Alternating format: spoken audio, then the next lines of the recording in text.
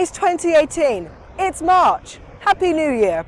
Work in the department, or should I say ministry, fancy, is picking up.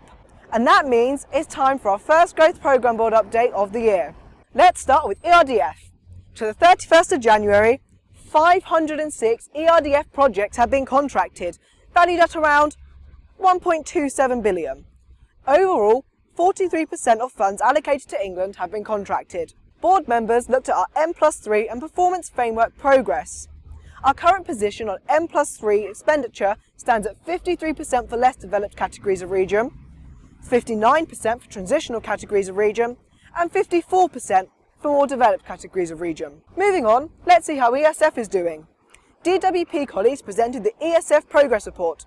Current commitment to ESF stands at 1.36 billion, or 47% of total allocation. Transitional and more developed categories of region are on target to meet M+3 targets. The Managing Authority have established a working group to increase scrutiny on the M+3 performance framework targets. The board particularly welcomed new LEP-level performance data that DWP had produced.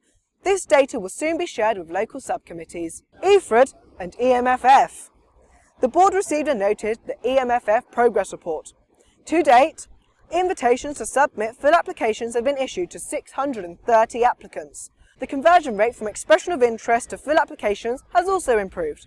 The £30 million broadband infrastructure project, which opened on the 3rd of October, has so far received a total of 13 applications. Summing up, the board had a discussion with Ben Pledger, Deputy Director of the Cities and Local Growth Unit, on the priorities, scope and development of the UK Shared Prosperity Fund. It also received a very interesting presentation from Sue Ormingston of the Big Lottery Fund on the work of Employment, Skills and Social Inclusion National Subcommittee. The findings of the review of the National Subcommittee Terms of Reference were well received by the board, and they agreed all the proposed amendments to the Terms of Reference.